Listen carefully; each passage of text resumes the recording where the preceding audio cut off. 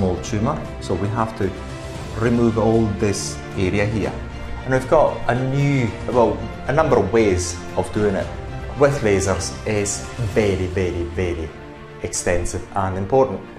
Therefore, just the fact that people are using lasers on you puts a premium on it.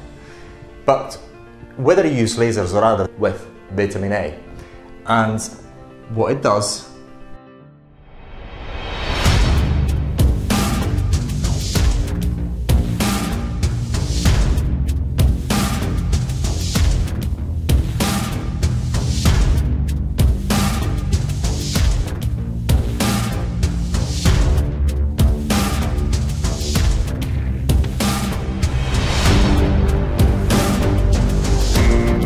in this video, we're going to talk about how to remove syringoma.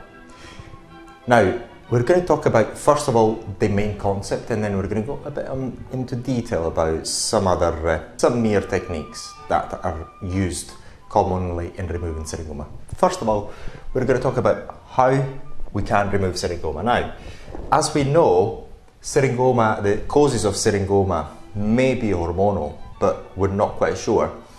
So we're left with one solution, is just removing them by using certain techniques. Now, when we remove them, what we have to do is just burn in different ways all this area here. So this is the sweat gland, sweat duct, this is the small tumour. So we have to remove all this area here.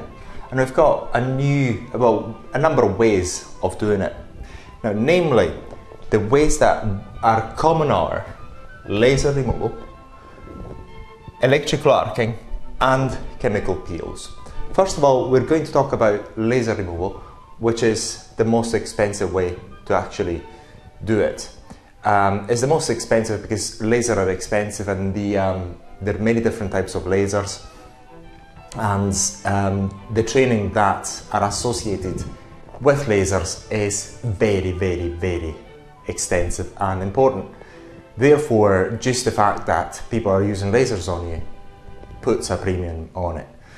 But whether you use lasers or other techniques, the results are the exact same. So you're paying different amounts to get the same result. So basically with lasers, what you do, you actually burn the syringoma, just instead of using other techniques, using the lasers from the top all the way down if you can. So this is how you do it with lasers. And normally CO2 lasers are the best option for it. Then we've got electrical arcing, and it's the exact same thing.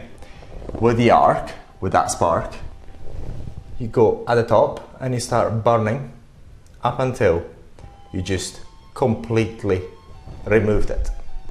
Now the third way, which is the way that we recommend, but not doing it alone, because TCA and other cosmetic peels are quite strong, are quite unforgiving. So, but it's very effective, and it works in effectiveness in the same degree of effectiveness that you've got it with lasers or electrical arcing. Cosmetic peels come in various forms, various types. The one that has been used for several years, because TCA, when you put it on top of the syringoma, it burns really well up to more or less this level here, actually get inside the dermis, and this is why it makes it's very effective. But the problem is, as we've seen with other skin conditions, is TCA, high concentrations, is quite difficult to control. So it's not the preferred way that we would recommend you to use at home. The other cosmetic peel that we are very successful with is glycolic acid in gel with vitamin A. And what it does, actually burns the syringoma like TCA does. And TCA gets into the syringoma, and when the healthy skin is touched by vitamin A and glycolic acid, the exfoliation mechanism kicks in, and then the syringoma is removed. Now, a quite important thing about syringoma removal, the recurrence rate is quite high. We hear many people complain that they spent loads of money to get the syringoma removed using lasers and other techniques, and then they come back. So they're constantly fighting syringoma. Unfortunately, there's no known methods that is scientifically proven to actually remove the syringoma and not get them back. There's no method.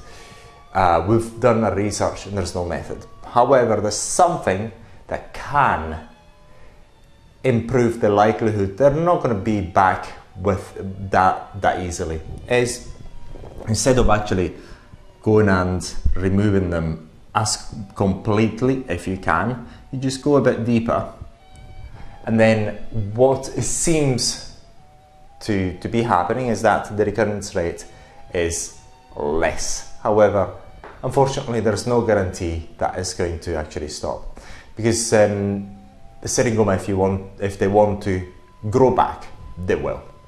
So this is all for this video. Should you want to know more about syringoma, you'll find loads of information on syringomaremoval.com.